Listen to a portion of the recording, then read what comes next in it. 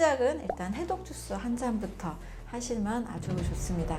매일 아침 이 주스 한 잔을 마시게 되면 몸이 좀씩 좋아지는데 이걸 느끼면서 식습관을 바꾸는 계기가 될 수 있습니다. 어떤 분은 며칠만 해도 몸이 아주 가벼워지고 피부가 아주 맑아지고 에너지가 생기고 피로가 줄어드는 이런 변화를 느끼시거든요. 이런 걸 느끼다 보면 좋은데 하면서 하나하나 더 바꿀 수가 있습니다. 해독 주스 섭취가 정말 좋은 이유는 무엇인가요? 네, 해독 주스라고 하면 약간 막연하게 드릴 수 있는데요. 원리는 아주 간단합니다. 우리 몸에 쌓인 독소를 배출하고 간과 신장의 해독 기능을 도와주고 혈액을 깨끗하게 만드는 방법입니다. 이것을 가능하게 하는 것이 바로 채소와 과일에 들어있는 특별한 영양소들입니다. 그 첫 번째는 엽록소입니다. 녹색 채소에 이 초록색을 내는 엽록소는 놀라운 해독 효과를 가지고 있는데요. 이 엽록소는 중금속을 몸 밖으로 배출하는 킬레이션 작용을 합니다. 특히 수은이나 납 같은 중금속과 결합해서 대변으로 내보내줍니다. 또 이 엽록소는 발암물질을 무력화시키는 효과도 있습니다.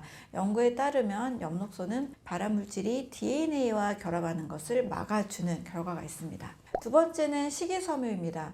주스를 갈 때 걸러내지 않고 그 식이섬유까지 같이 마시면 훨씬 더 좋은 효과가 있습니다. 이 식이섬유는 한마디로 장 청소부가 되면서 장내 미생물의 먹이가 됩니다. 장벽에 붙어있는 노폐물들을 긁어내서 독소를 흡착해서 배출을 시켜줍니다. 또 장내 유익균의 먹이가 되기도 하는데요. 장 건강 상태를 훨씬 더 건강하게 개선시켜줍니다. 장이 깨끗해지면 아무래도 독소 생성이 훨씬 줄어들겠죠. 당연히 면역력이 올라가게 됩니다. 세 번째로는 아주 중요한 성분이죠. 바로 항산화 영양소입니다. 비타민 C, 비타민 E, 베타카로틴, 폴리페놀, 플라보노이드 이런 다양한 항산화 물질은 과일과 채소에 가장 많이 들어있습니다. 이것들이 하는 역할은 활성산소를 제거하는 역할을 하는데요. 이 활성산소가 세포 손상의 주범이고 또 DNA를 망가뜨리고 염증을 일으키는 원인 물질이 됩니다. 이 항산화 물질이 활성산소를 중화시켜서 세포로 보호해주는 역할을 하는데요. 특히 암세포는 이 활성산소를 이용해서 자라기도 하죠. 그래서 이 항산화 물질을 차단하는 것이 암세포를 증가시키지 않는데 아주 중요한 방법이 됩니다. 네 번째는 미네랄입니다. 칼슘이나 마그네슘, 칼륨 같은 이런 미네랄 자체는 바로 알칼리성 미네랄입니다. 이것이 몸에 들어오게 되면 이 산성 상태를 중화시켜서 알칼리 상태로 만들어 주게 됩니다. 특히 칼륨 같은 경우는 이 세포 안팎의 pH 균형을 맞추는데 매우 중요한 미네랄입니다. 녹색 채소에는 이 칼륨이 매우 풍부하죠. 그래서 이 미네랄들이 몸을 알칼리성으로 만들어주는 가장 중요한 핵심 성분이 됩니다. 다섯 번째는 간과하기 쉬운 영양소 바로 효소입니다. 이 생채소와 과일에는 살아있는 효소가 가득 들어 있습니다. 이 효소들은 소화를 도와주고 또 세포 재생을 촉진시키고 근육을 만들기도 하고 또 해독 과정을 지원합니다. 특히 파인애플에 들어있는 효소 되게 유명하잖아요. 브로멜라인, 파파야의 파파인 이런 효소들은 아주 강력한 소염 효과들도 같이 있습니다. 그런데 이 효소는 특징이 있는데요. 바로 열에 약합니다. 42도가 넘어가면 효소의 활성이 거의 파괴가 됩니다. 그래서 익히지 않은 생과일 형태로 또 생채소 형태로 주스를 만들어 먹는 것이 아주 중요한 부분이라고 볼 수 있습니다. 해독 주스에 십자화과 채소를 꼭 넣어야 하는 이유가 있나요? 해독 주스에서 정말 빼놓을 수 없는 것이 십자가 채소죠. 이 브로콜리, 케일, 양배추, 콜리플라워, 청경채 이런 채소들이 십자가 채소입니다. 이 채소들은 왜 특별할까요? 바로 설포라판이라는 성분 때문입니다. 이 설포라판은 강력한 항암 물질입니다. 여러 경로를 통해서 암세포의 이 증식을 막습니다. 첫 번째로는 간의 이 해독 단계 중에서 바로 2단계에 속하는 해독 효소를 활성화시켜줍니다. 앞서 설명했듯이 2단계 해독이 매우 중요한데요. 1단계에서 만들어진 이 독성의 중간 대사물을 빨리 무독화해야 되는데요. 바로 이 설포라판이 그 역할을 해줍니다. 설포라판 설포라판은 해독을 촉진시켜주는 역할을 합니다. 이 해독이 잘 되면 발암물질이 제거가 되고 암 예방 효과가 나타나게 됩니다. 두 번째로는 이 설포라판은 암세포의 자살을 유도합니다. 정상적인 세포는 손상이 되면 스스로 죽는 프로그램이 있습니다. 이것을 세포 자살, 에이팝토시스라고 하는데요. 하지만 암세포는 바로 이 죽는 프로그램이 고장이 나서 죽지 않고 계속해서 자라게 되는 특징이 있는 거죠. 그런데 바로 이 설포라판이 암세포의 자살 프로그램을 다시 작동을 시킵니다. 암세포가 스스로 죽도록 만드는 것입니다. 세 번째로는 이 설포라판은 암세포의 전이를 막습니다. 암이 무서운 이유는 다른 곳으로 확 퍼지기 때문이잖아요. 암세포가 이 혈관을 계속 재생시키고 림프를 타고 다른 장기로 이동하는데요. 이것을 전이라고 하죠. 그런데 이 설포라판은 암세포가 주변 조직을 뚫고 나가는 것을 억제시켜줍니다. 암세포의 이동 능력을 떨어뜨려 주는 거죠. 네 번째로 설포라판은 암줄기세포를 공격합니다. 최근 연구에서 밝혀진 아주 중요한 사실이 있는데요. 바로 암세포 중에는 암줄기세포라는 특별한 세포가 있다는 것입니다. 이 세포는 항암제에도 죽지 않고 계속 살아남아서 재발과 전이를 일으킵니다. 그래서 암 중에서 이 2~3%는 암종양 줄기세포가 있다라는 것을 학계에서 발표를 한 바 있습니다. 근데 이 설포라판이 이 종양 줄기세포를 선택적으로 공격을 합니다. 일반 항암제가 못하는 일을 하게 되는 거죠. 이 설포라판이 풍부한 음식들을 살펴보면 케일이 있는데요.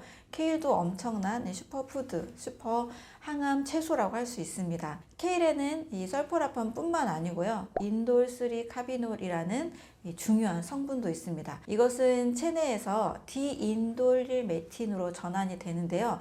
이것이 바로 강력한 항암 효과를 가지고 있습니다. 특히 호르몬 관련된 암 같은 거 있죠. 유방암이나 전립선암 예방에 아주 효과적입니다.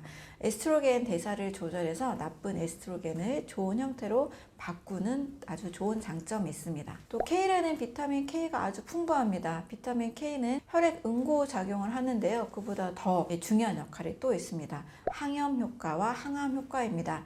연구에 따르면 비타민 K는 암세포의 성장을 억제하고 또 암세포 자살을 유도합니다.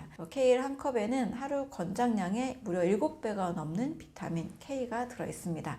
또 다음으로 아주 중요한 십자가 채소는 바로 브로콜리죠. 모든 십자가 채소 중에서도 이 설포라판 함량이 가장 높습니다. 특히 브로콜리 이 새싹에는요, 잘 성장한 브로콜리보다 무려 10배에서 100배나 더 많은 설포라판이 들어있습니다. 하지만 새싹이 구하기 어렵다면 그냥 일반 브로콜리도 충분히 좋으니까요. 같이 활용하시면 되겠습니다. 근데 중요한 것은 이 채소들을 날것으로 먹는 건데요. 이 설포라판의 전구체인 글루코시놀레이트가 바로 미로시나제라는 효소와 만나야만 설포라판으로 전환이 됩니다. 그런데 채소를 자르거나 씹으면 이 효소가 작동을 하는데요. 가열을 할 경우에는 좀 파괴가 됩니다. 그래서 가장 좋은 방법은 이 주스로 만들어서 생으로 마시는 것이 가장 좋다고 볼 수 있습니다. 몸속 찌꺼기 제거하는 해독 주스 레시피를 알려주세요. 네, 이제 실제로 만들 수 있는 해독 주스 3가지를 소개해 드리겠습니다. 이 주스들은 모두 알칼리성이 높고 해독 효과가 아주 좋고 항암 영양소가 매우 풍부합니다. 만약에 매일 아침마다 이 공복에 해독 주스를 한 잔씩 마시면 몸이 달라지는 것을 며칠 만에도 느낄 수 있을 겁니다. 네, 첫 번째 가장 기본이 되는 것은 그린 해독 주스입니다. 이 주스는 엽록소가 아주 풍부해서 강력한 항암 해독 효과가 있습니다. 케일 1컵, 오이 반개, 사과 1개, 레몬즙 반개 분량 정도, 그리고 물 200ml를 준비하면 됩니다.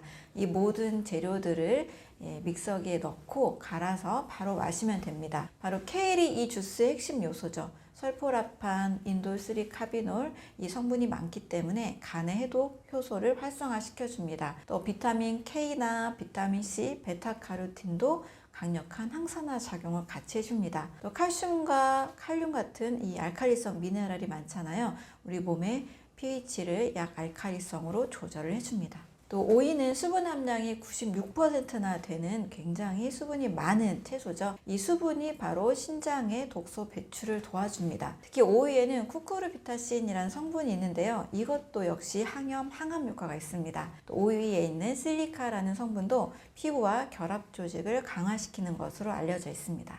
사과의 경우에는 주스의 단맛을 내면서 또 영양도 같이 더해준 효과가 있습니다. 사과에 들어있는 퀘르세틴이라는 것은 아주 강력한 항산화 물질입니다.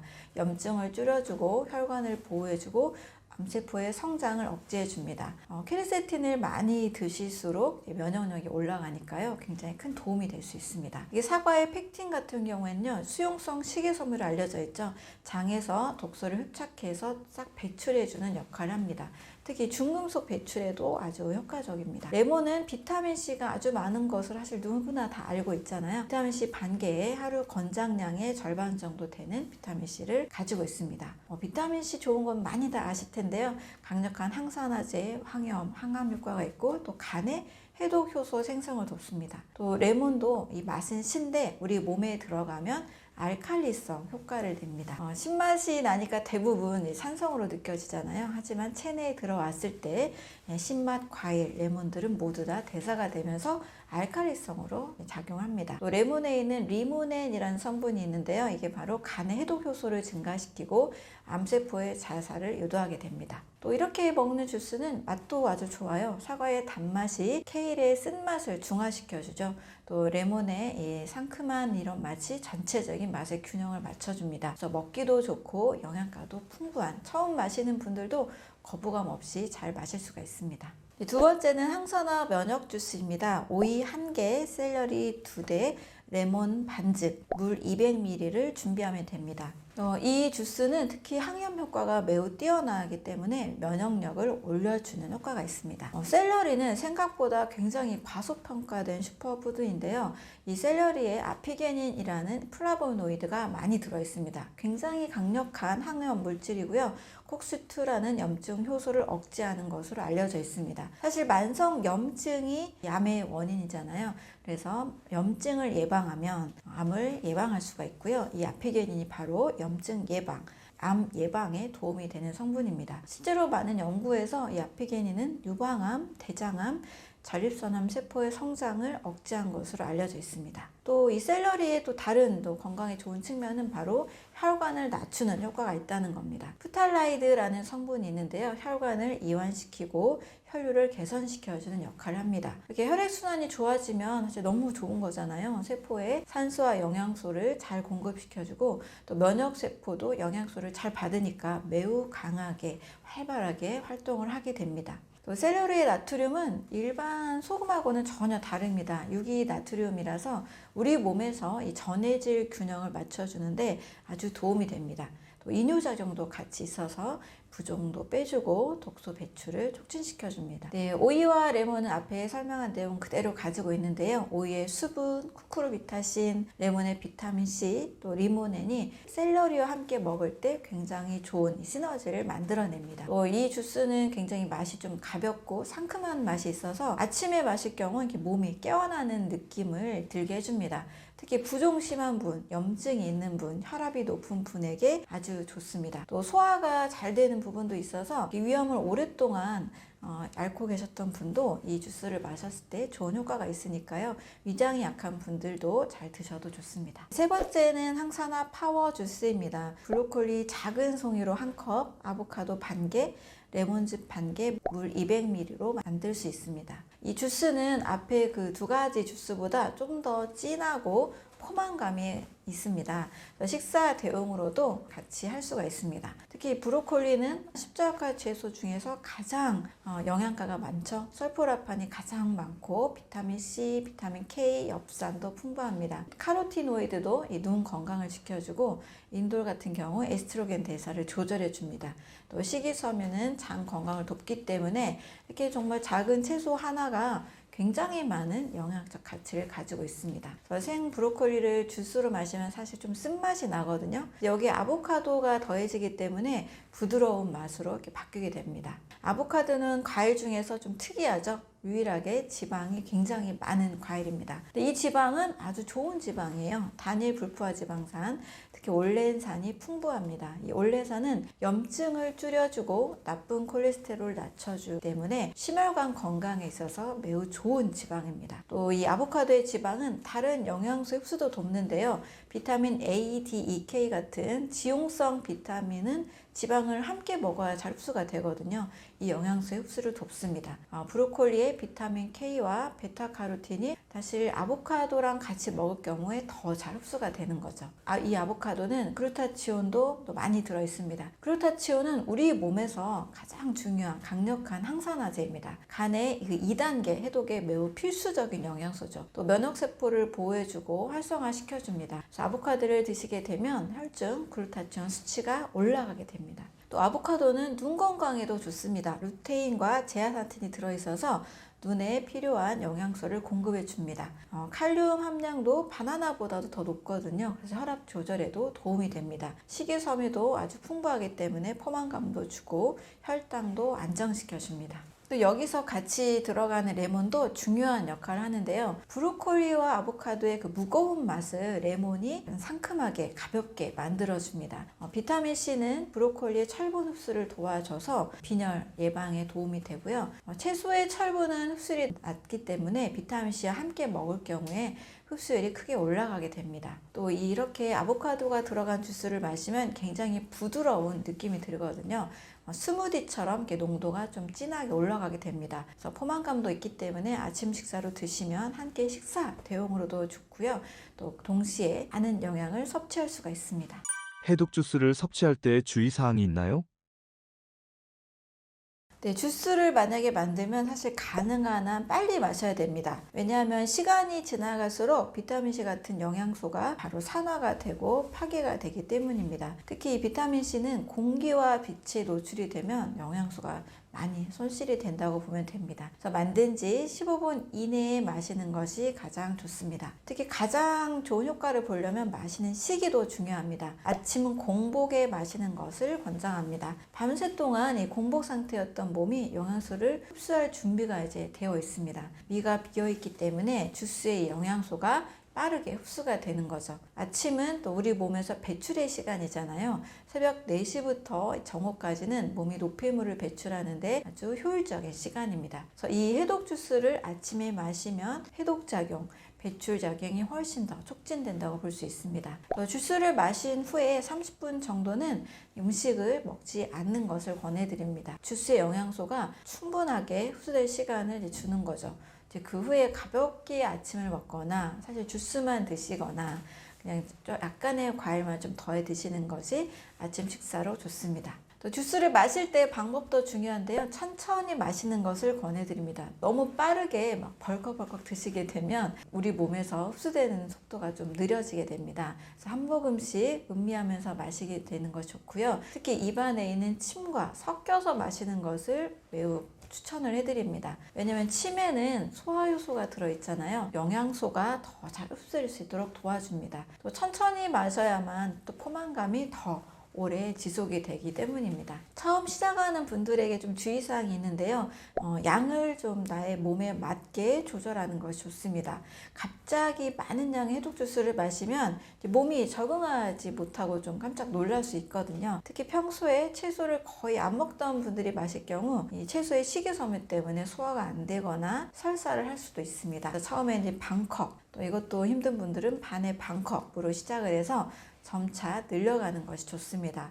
해독 주스를 마실 때는 내 몸의 상태를 잘 관찰하는 것이 중요합니다. 해독이 진행이 되면 일시적으로 두통이나 피로나 피부 트러블 같은 이런 명현 현상들이 일어날 수 있습니다. 이것은 독소가 배출되는 과정에서 생기는 현상이거든요. 대부분 며칠 내로 사라지는데 이게 너무 증상이 심하거나 오래 지속이 되는 분들, 일상생활에 힘들 정도로 불편한 분들은 잠시 양을 확 줄이거나 아니면 쉬었다가 다시 시작하는 것도 좋습니다. 또 해독 과정에서는 물도 충분히 같이 마시는 것이 좋습니다. 해독이니까 우리 집에서 이렇게 청소를 해야 되는 그런 상황으로 생각하시면 돼요. 많은 양의 물이 필요한 상황인 거죠. 독소가 희석이 돼야 되고 신장을 통해서 배출을 해내야 됩니다. 그래서 주스 외에도 하루 1.5리터에서 2리터 정도 물을 마시는 습관이 매우 좋습니다. 해독 주스 마시면서 항암 효과를 극대화시키는 방법이 있나요? 네, 해독 주스는 아주 강력한 항암 도구가 될 수 있습니다. 그런데 이것만으로는 좀 충분하다고 보기는 어렵고요. 주스는 좋은 것을 더하는 거잖아요. 동시에 사실 나쁜 것도 빼야 됩니다. 자, 아무리 해독 주스를 많이 마셔도 술도 마시고 담배도 피우고 가공식품도 많이 먹으면 사실 효과가 매우 떨어지겠죠. 독소가 들어오는 속도가 배출되는 속도보다 더 빠르기 때문입니다. 그래서 가능하면 해독 주스만 하시기보다 함께 전체적인 나의 생활 습관, 식습관도 개선하는 것이 좋습니다. 단 가공식품을 줄이는 연습 하시는 게 좋고요. 술, 담배도 줄이는 것이 좋습니다. 그리고 통곡물을 드시고 좋은 단백질을 섭취하고 또 발효식품 같은 경우 장 건강에 매우 좋거든요. 이런 것도 같이 챙기면 좋습니다. 이러한 식습관 외에도 생활 습관 중에서는 충분히 자는 것, 충분한 수면, 규칙적인 운동, 또 스트레스 관리하는 것도 매우 필수라고 볼 수 있습니다. 함께하면 진짜 몸의 변화가 크게 일어날 수 있습니다. 이런 것을 한 번에 바꾸기 좀 어렵잖아요. 시작은 일단 해독 주스 한 잔부터 하시면 아주 좋습니다. 매일 아침 이 주스 한 잔을 마시게 되면 몸이 좀씩 좋아지는데 이걸 느끼면서 식습관을 바꾸는 계기가 될 수 있습니다.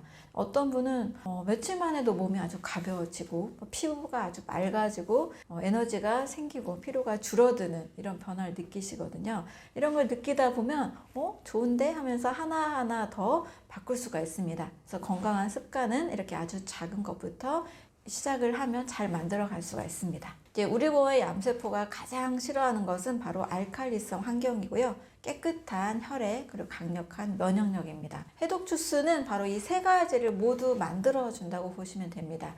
매일 한 잔의 주스를 통해서 내 몸을 암세포가 없는 환경으로 잘 만들어 주시면 좋겠습니다. 주스 한 잔을 마시는 습관은 내 몸의 전체에 좋은 습관을 만들어가는 아주 중요한 시작이 될 수 있습니다. 국립암센터에서 암을 연구하고 깨달은 것은 무엇인가요? 암은 크게 몸의 요소, 그 다음에 마음의 요소 두 가지로 보면 몸의 요소에서는 이제 산소와 영양소가 충분히 공급되지 않는 상태, 그리고 마음의 요소에서는 교감신경이 지나치게 항진돼 있고 부교감신경이 제대로 작동하지 못하는 만성 스트레스 상태라고 보고 있습니다. 이 두 가지 상황에서 공통적으로 우리 몸은 적절한 산소와 적절한 영양소가 충분히 공급이 되고 몸속에 쌓여가는 독소들이 잘 해독이 돼야 되는데 이제 이 환경이 잘 이루어지지 않는 거죠. 특히 이제 암 환자분들의 경우 적혈구 상태도 봤을 때 적혈구의 연전 현상이라고 해서 적혈구들이 막 모여 있는 그런 경우들이 있습니다. 여러 이제 혈액 상태가 끈적해지거나 단백질이 너무 많다거나 독소가 너무 많은 상황에서 또 염증 상황에서 적혈구들이 이렇게 아무래도 모여 있다 보면 몸속 전체에 이 산소를 충분히 보내줘야 되는데 그 역할이 제대로 이루어지지 않고 또 영양소도 마찬가지가 되는 거죠. pH 페이퍼로 체질을 검사했을 때도 산성 체질이신 분들이 사실 많이 계셨습니다. 그래서 우리 몸에 암이 생길 수밖에 없는 환경이 됐기 때문에 내 몸의 세포가 암세포로 바뀌어서라도 내 몸에 충분한 산소와 영양소를 공급해 주려는 살기 위한 어떤 임시 방편이다 라고도 볼 수가 있는 거죠. 충분한 산소와 영양소 그리고 독소가 제거되고 부교감신경과 교감신경이 잘 작동이 되는 적절하게 스트레스가 잘 제거되고 편안한 마음 상태가 유지되는 환경, 이 환경을 목표로 한다면 암이 줄어들고 사라지고 또 치명적인 위협을 가하지 않는 상황으로 쉽게 말하면 재발과 전이 되지 않는 상황으로 충분히 만들 수 있다고 저는 생각을 하고 있습니다. 암세포가 가지는 특징은 무엇인가요? 암이라는 것은 비정상적인 세포들이 어떤 통제를 벗어나서 꾸준히 성장하고 또 전이되는 특징을 보이는 병이라고 볼 수 있습니다. 그래서 암세포의 특징은 첫 번째는 일단 무한 증식하는 특징이 있죠. 우리가 암을 두려워하는 이유가 뭐 작은 혹이 나서 그대로 있다라면 아무도 무서워하지 않을 텐데 계속 이게 커지는 특징을 가지고 있잖아요. 이렇게 암이 무한 증식하는 세포로 변성된 이유는 여러 가지 유전자의 이제 변이가 따르게 됩니다. 그 중에 텔로미어라는 이 유전자가 또 이제 변이가 일어나게 되면서 정상적인 이 세포는 약 60회에서 100회 정도 분열을 하면 사멸되게 되어 있습니다. 그래서 하나의 세포가 영원히 사는 게 아니고 일정 횟수를 분열한 다음에 이 텔로미어의 길이가 점점 짧아지면서 더 이상 분열할 수 없는 상태로 가게 됩니다. 그러나 암세포는 이 텔로미어의 길이가 짧아지지 않아요. 텔로머라제라는 효소가 보호를 해줘서 횟수를 더 이상 줄이지 않고 계속 분열하는 특징을 가지고 있는 거죠. 영원히 무한 증식하는 죽지 않는 세포라는 특징을 가지고 있습니다. 변이를 일으키는 특징 때문에 우리가 항암제 중에 이 유전자의 특성을 이용해서 만든 표적 항암제가 있잖아요. 이 항암제를 어느 정도 사용하고 나면 더 이상 내성이 생겨서 또 항암제에 듣지 않는 또 시기가 결정이 되기도 하는 거죠. 바로 이 내성이 생긴다라는 것이 암세포의 유전자가 다시 또 바뀌어서 더 이상 그 약을 표적치료 항암제가 더 이상 약이 효과가 없는 시기가 됐다는 것을 의미합니다. 그래서 암세포는 이제 무한 증식하는 특징 그리고 계속 뻗어나가는 특징을 가지고 있죠. 암이라는 이 세포가 아무래도 우리 몸에서 산소 영양소 부족이나 또 여러 독성, 노폐물질 때문에 우리 몸을 보호하려는 측면에서도 이게 커질 수 있다라는 관점도 있거든요. 그러다 보니까 더 커져서 내 몸을 지켜줘야지라는 그러한 이제 메커니즘으로 작동을 하게 됩니다.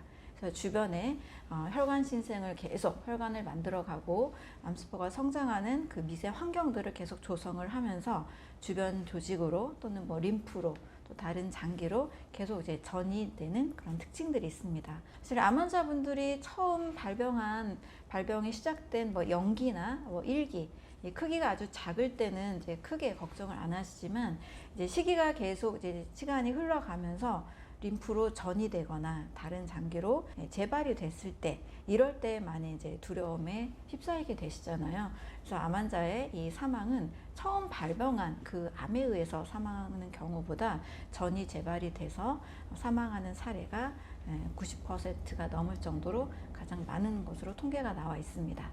암은 사람을 죽이지 않는다는데 정말인가요? 암이 진행이 되려면 암이 한마디로 더 커지려면 어떤 유전자 돌연변이 그 이상의 환경을 필요로 합니다. 암세포가 그 자신만의 있는 공간에서 있는 것으로 만족하지 않고 계속 더 전이되고 퍼져가는 현상이 일어나잖아요.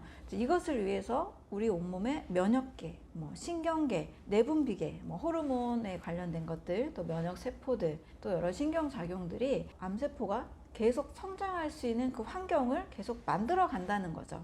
작게는 종양 미세 환경이라 그래서 세포가 커질 수 있는 주변 환경들을 계속 조성을 해갑니다. 새로운 혈관도 계속 만들어 가고 주변으로 뻗어 나가고 또 림프로 또 침투를 해서 계속 세력을 키워 나가게 되는 거죠. 근데 이 현상을 단순히 돌연변이 때문이다 라고만은 보기 어려운 거죠. 우리 몸이 계속 암세포가 커갈 수 있도록 면역세포들이 더 역할을 하지 못하게 만든다거나 암이 커질 수밖에 없는 그런 특정 호르몬이 분비가 된다거나 또 유전자가 계속 더 강하게 발현이 된다거나 이런 식으로 온몸이 암세포의 성장을 지원하는 측면이 있게 됩니다. 우리 몸은 항상성을 유지하려는 특징을 가지고 있어요. 예를 들면 추운 곳에서는 체온이 막 떨어지니까 몸에서 열을 막 발산하면서라도 체온을 유지하려고 하죠. 또 너무 더운 곳에서는 땀을 막 내서라도 체온을 떨어뜨려서 외부 온도로부터 우리 몸이 무한히 이 체온이 올라가는 현상을 막습니다.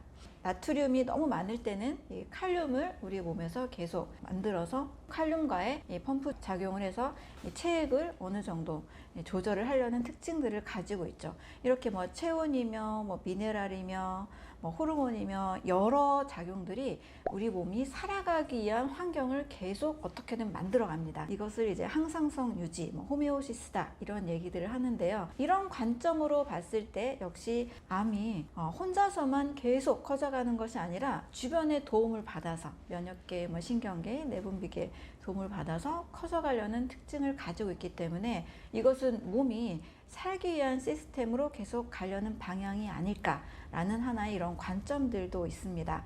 그래서 현대의학계에서는 이 관점을 깊게 생각해 보지 않지만 어떤 몸 전체의 환경으로 봤을 때 암이 나를 죽이기 위해서 하려는 게 아니고 여러 독성 때문에 림프 폐색이나 몸에 쌓여있는 산소 영양소가 공급이 안 되는 환경 때문에 커져서 우리 몸을 지원하려고 한다, 지켜주려고 한다라는 이러한 재미있는 관점도 있습니다. 암이 생기는 환경은 어떤 환경인가요? 암이 생기는 환경은 저는 전체적으로는 일단 혈액순환이 있어서 충분한 산소와 영양소가 공급이 안 될 때라는 이 환경을 제일 크게 보고 있습니다. 정상적으로 우리 몸은 꾸준한 산소와 꾸준한 영양소를 공급받아야 되고 또 우리 몸에서 생성되는 이산화탄소나 활성산소 또 여러 식사하면서 만들어지는 대사 찌꺼기들이 잘 배출이 돼야 몸이 잘 작동이 됩니다. 그런데 사실 이게 말은 쉬운데 굉장히 어렵죠. 우리는 쉽게 잘 먹고 잘 싸고 잘 자면 건강하다. 이게 굉장히 이 쉬운 말이 있는데 이거를 실천한다는 것은 또 굉장히 어렵습니다. 왜냐면 우리가 먹고 쉬고 자고 이것이 주 업무가 아니고 학생들은 공부를 해야 되고 직장인들은 일을 해야 되고 많은 하루 모든 일과에 다른 부분에 더 많은 시간을 투자하기 때문에 대충 좀 먹고 간단히 먹고 빠르게 먹고 배출이 좀 잘 원활하지 않아도 그냥 참고 이런 라이프 스타일을 상당히 많은 사람들이 만들어 가고 있습니다.